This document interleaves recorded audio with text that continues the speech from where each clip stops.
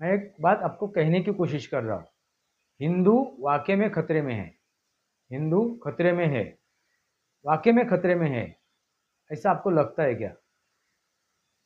मेरे नज़र से आप देखोगे तो आपको पता चलेगा वाकई में हिंदू खतरे में है। मैं चंद उदाहरण आपके सामने रखने की कोशिश कर रहा हूँ। चंद उदाहरण आपके सामने रखने की कोशिश कर रहा हूँ।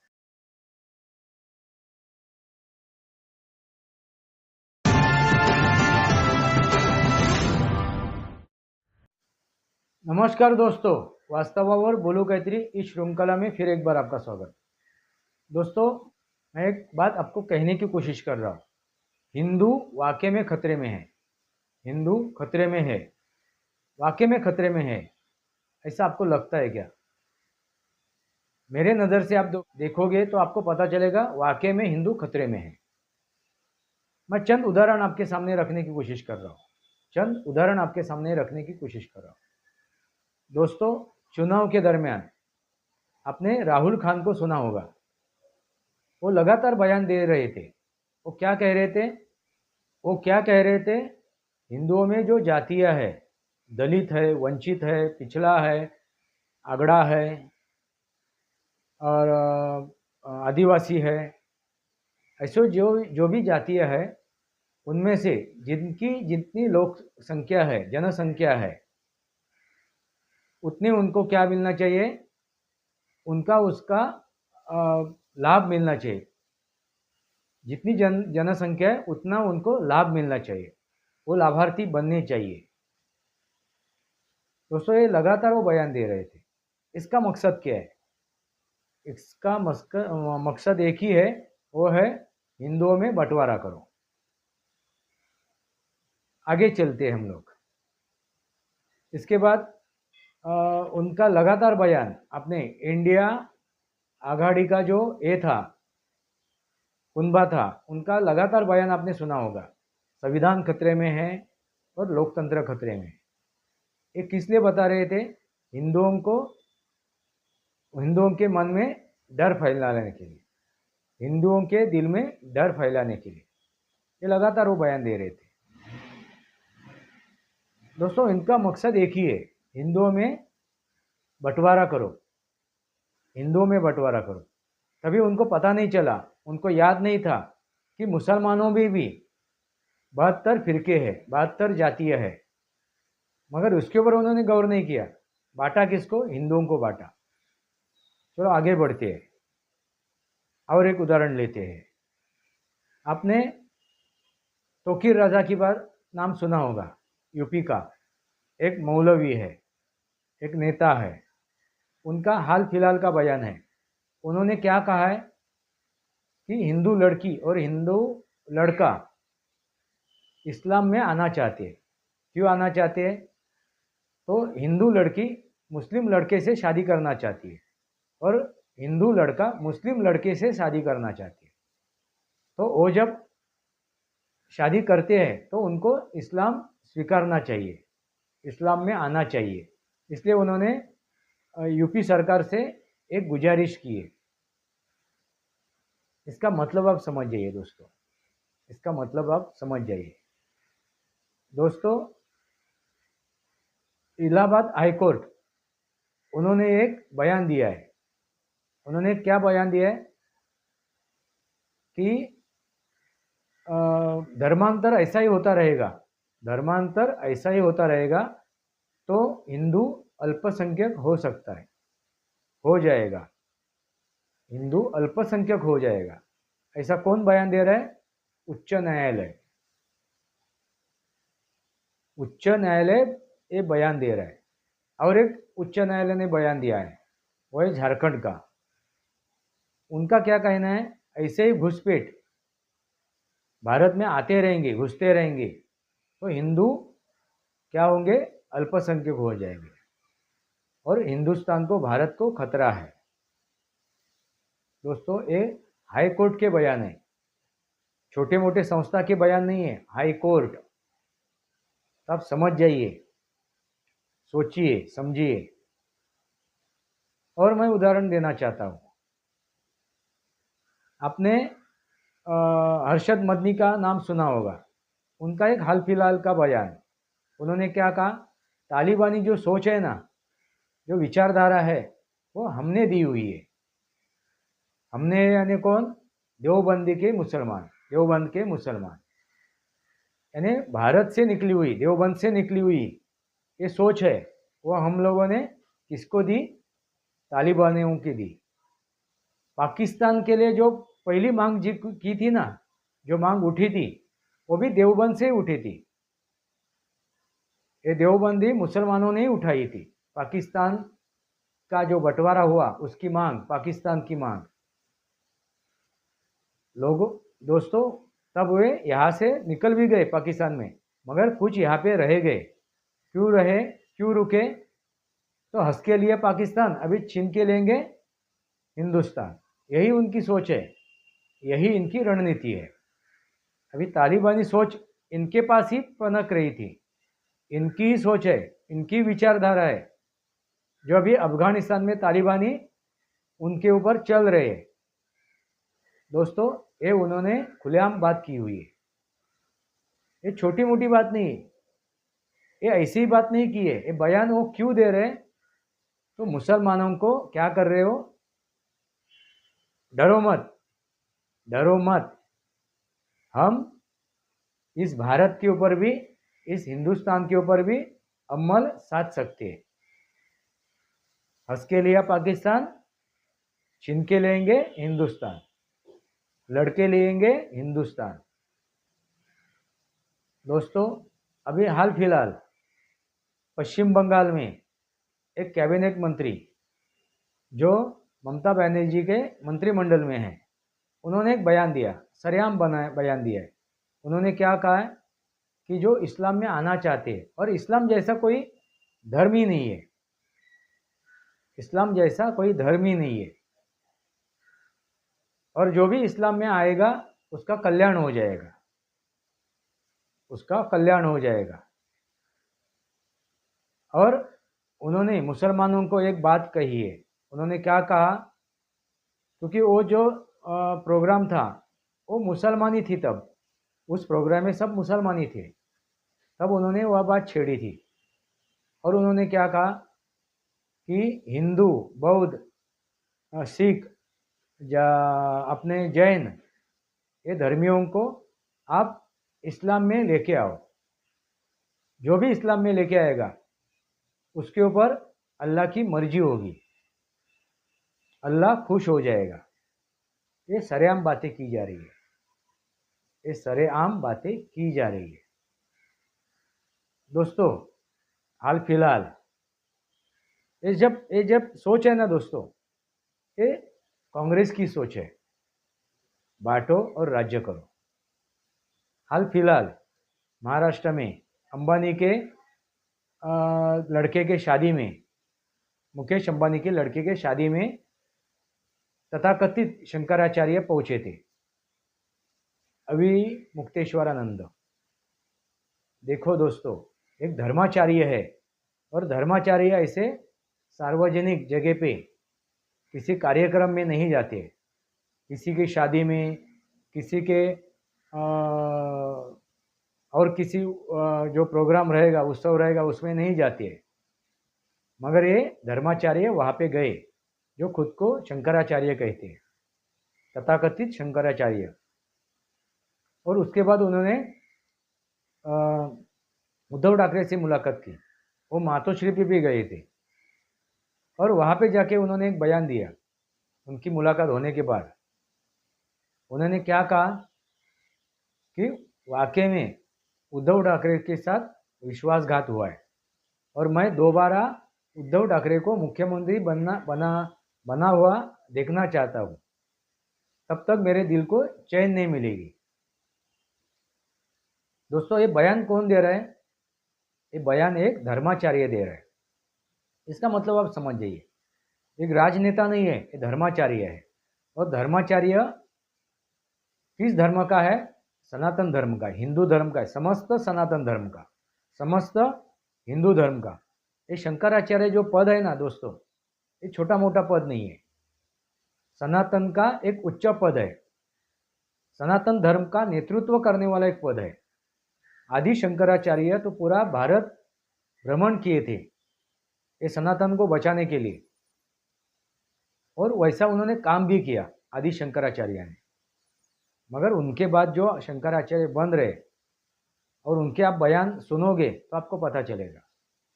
मगर यही शंकराचार्य ने इसके पहले जब पालघर में उस संतों की हत्या हुई थी, निर्गुण हत्या हुई थी, तब उन्होंने कुछ बयान नहीं दिया था। तब उनको हिंदू दिखाई नहीं दे रहे थे, तब सनातन खतरे में नहीं था। जब उन्होंने अयोध्या का रामलल्ला के विग्रह की प्राण प्रतिष्ठा हो रही थी, तब उनके विरोध में उन्होंने बयान दिए थे। तब उनको ये बात पता नहीं थी कि मैं जो बात कर रहा हूँ सनातन के विरोध में बात कर रहा हूँ, सनातन को नीचा दिखाने के लिए बात कर रहा हूँ, उससे सनातन की प्रतिमा धूमिल हो जाएगी। उन्होंने नहीं सोचा था, क्योंकि वो सनातनी है ही नहीं, वो तथाकथित शंकराचार्य है। दोस्तों ये जो बयान है, मैंने जो चंद उदाहरण आपके सामने रखे, चंद बयान जो हिंदू सनातन के विरोध में दिए हुए बयान आपको मैंने सुनाई है। आपको क्या लगता है? अभी हाल फिलहाल संसद में खड़ा रह के राहुल खान ने एक बात छेड़ी थी। उन्होंने एक बात कही थी, हिंदू दिन रात लगातार 24 घंटा क्या कहता है? हिंसा हिंसा हिंसा हिंसा हिंसा हिंसा, नफरत नफरत नफरत और झूठ झूठ झूठ। उनकी जबान नहीं फिसली थी दोस्तों, उन्होंने ये जानबूझ के बयान दिया था। आपको क्या लगता है, राहुल खान ये पप्पू है क्या, बाल बुद्धि है क्या? नहीं दोस्तों, ये जो बयान देते जा रहे हैं ना, चुनाव से पहले भी विदेशों में जाके भी उन्होंने जो बयान दिए हिंदुओं के खिलाफ, मुसलमानों के समर्थन में जो उन्होंने बयान दिए, वो जानबूझ के बयान दे रहे। उन्होंने कर्नाटक का जब चुनाव था तब एक बयान दिया था कि हम लोग मुसलमान की हितैषी है, मुसलमान की पार्टी है, ऐसा बयान भी उन्होंने दिया था।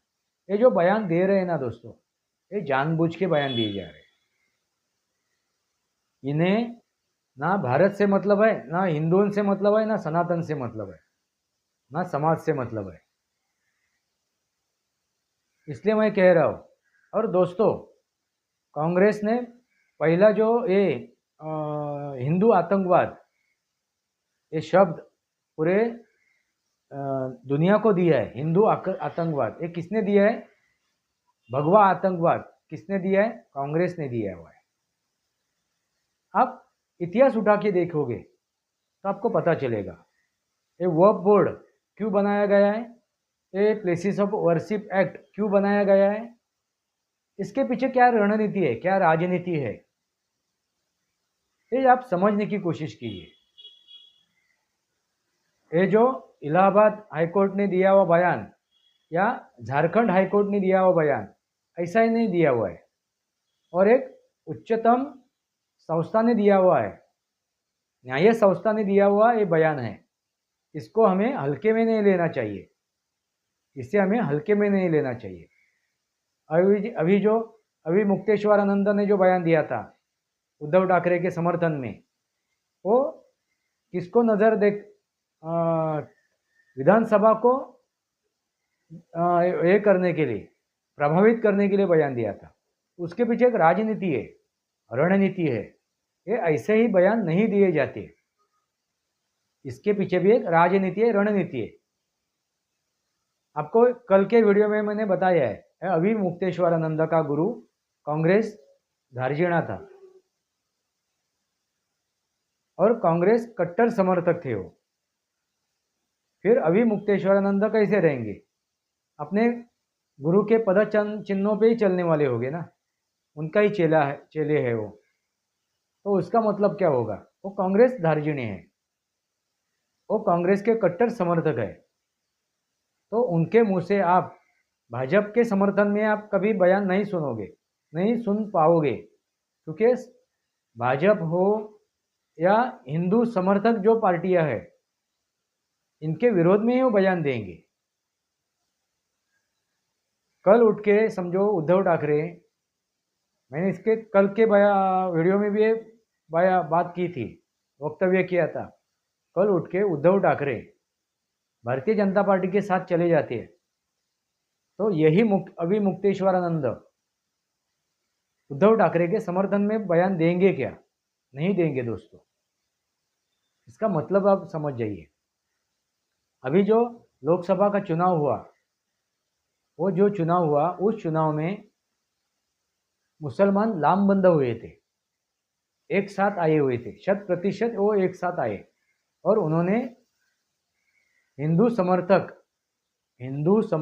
दलों से विरोध में उन्होंने मतदान किया। हिंदू समर्थक दलों के विरोध में उन्होंने मतदान किया। हम लोग कहते हैं कि भाजपा के विरोध में दिया, शिवसेना के विरोध में दिया। नहीं दोस्तों, एनडीए आघाड़ी के विरोध में दिया। नहीं दोस्तों, उन्होंने जो भी मतदान किया है वो हिंदू विरोध में किया है, क्योंकि ये हिंदू समर्थक है। भारतीय जनता पार्टी, शिवसेना या उनके साथ जो एनडीए आघाड़ी में जो भी घटक दल है वो हिंदू समर्थक है,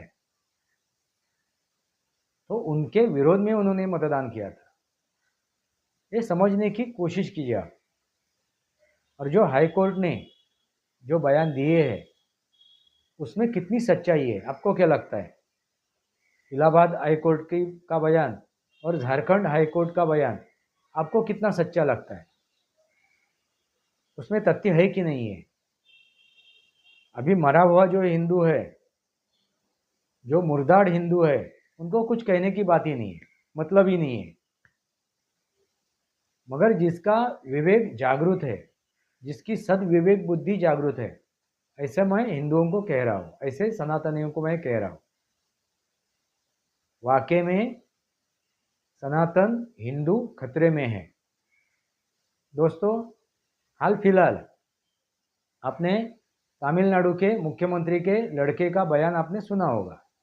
उन्होंने क्या बयान दिया था? सनातन डेंगू मलेरिया है और इस सनातन को जड़ से उकड़ के फेंकना जरूरी है। दोस्तों ये बयान ये दिए जा रहे हैं ना, ये जानबूझ के दिए जा रहे हैं, ये जानबूझ के दिए जा रहे हैं। ये ऐसे ही नहीं, उनकी वो जुआ फिसली, स्लिप ऑफ टंग नहीं दोस्तों, उनकी जबान फिसली नहीं दोस्तों। ये जुबान बिबान नहीं फिसल रही है ना, ये मंद बुद्धि है। हम लोग ये राहुल खान को कहते हैं कि मंद बुद्धि है, बेवकूफ है, पप्पू है। नहीं दोस्तों, मैं इनको समझने की कोशिश कर रहा था इतने सालों से। जब उन्होंने संसद में बयान दिया तब मैं समझ गया कि ये जो इंसान है, ये जो बयान देता है, वो बयान जानबूझ के दे रहा है। वो किसको खुश कर रहा है? मुसलमानों को खुश कर रहा है ये बयान दे के। बाद में वो संभालने की कोशिश करता है। मैंने समस्त हिंदू को नहीं कहा, मैंने भारतीय जनता पार्टी आरएसएस को कहा। दोस्तों ये संभालने की बात नहीं है, ये स्लिप ऑफ टंग नहीं है, ये जुबान नहीं फिसली है, ये जानबूझ के बयान दिए जा रहे हैं। भले राहुल खान दे रहा है या स्टालिन का पुत्र दे रहा है या ये खड़गे का पुत्र बयान दे रहा है। दोस्तों ये जो बातें हो रही है ना, ये जानबूझ के हो रही है। इसके पीछे क्या है? राजनीति है, रणनीति है। झूठ फैलाओ, डंके के चोट के ऊपर झूठ बोलो और एक विचारधारा को आप एक गट्ठा करो, एक साथ करो, लामबंद करो एक विचारधारा को। वो विचारधारा कौन सी है? इस्लामिक विचारधारा। उनका एकदम तय है, क्लीन एंड नीट है मुसलमानों का। वो है इस्लाम और इस्लाम। सिर्फ इस भारत में ही नहीं, पूरे पृथ्वी तल पे, पूरे दुनिया में इस्लाम की जय जयकार हो, इस्लाम स्थापित हो। दोस्तों, हम लोग क्या हो जाते हैं, धर्मनिरपेक्ष हो जाते हैं। हम लोग धर्मनिरपेक्ष की बात करने शुरू करते हैं। यही पहला हमारी कमज़ोरी है, और यही कमज़ोरी की वजह से हम लोग पाकिस्तान से ख़त्म हुए, हम लोग बांग्लादेश से ख़त्म हुए, हम लोग अफ़गानिस्तान से ख़त्म हुए। चलो वो तो विदेश है, मगर अपने देश की बात करते हैं। हम लोग कश्मीर से ख़त्म हो रहे, हम लोग केरल से ख़त्म हो रहे, हम लोग हिमाचल से ख़त्म हो रहे, और अन्य राज्यों से भी ख़त्म हो रहे। पश्चिम बंगाल में इनकी पॉपुलेशन बढ़ती जा रही है, जनसंख्या बढ़ती जा रही है। महाराष्ट्र में हो, अन्य भारत के राज्यों में हो, जो देश स्वतंत्र के पहले बंटवारा होने के बाद जब पाकिस्तान बना, तब उसके बाद भारत में 18% ही मुसलमान थे। अभी कितने हुए? 30% हो गए, 30%, यानी दुगना हो गए। आप समझ जाइए इसके पीछे क्या है, रणनीति है, राजनीति है। एपीएफ क्या है, पीएफ संगठन क्या है, वो क्या कर रहा है? काफ़ी बातें कहने को जाएंगे तो काफ़ी बातें, काफ़ी उदाहरण है। अभी आपको तय करना है। जो कश्मीर में हो रहा है, जो केरल में हो रहा है, जो हिमाचल में हो रहा है, वैसा ही जो अन्य जो बचा हुआ भारत है, बचा खुचा भारत, उसमें भी ऐसे होने के लिए षड्यंत्र रचा जा रहा है। अभी आप क्या चाहते हो? धर्मनिरपेक्ष चाहते हो या धर्म की रक्षा करना चाहते हो? आप ही तय कीजिए। वास्ता और बोलू गायत्री श्रृंखला को सब्सक्राइब कीजिए, बेल आइकन दबाइए। मेरे विचार सही लगे तो लाइक कीजिए, आपके विचार कमेंट बॉक्स में लिखिए। आज के लिए इतना ही। भारत माता की जय, वंदे मातरम। जय भारत, जय महाराष्ट्र।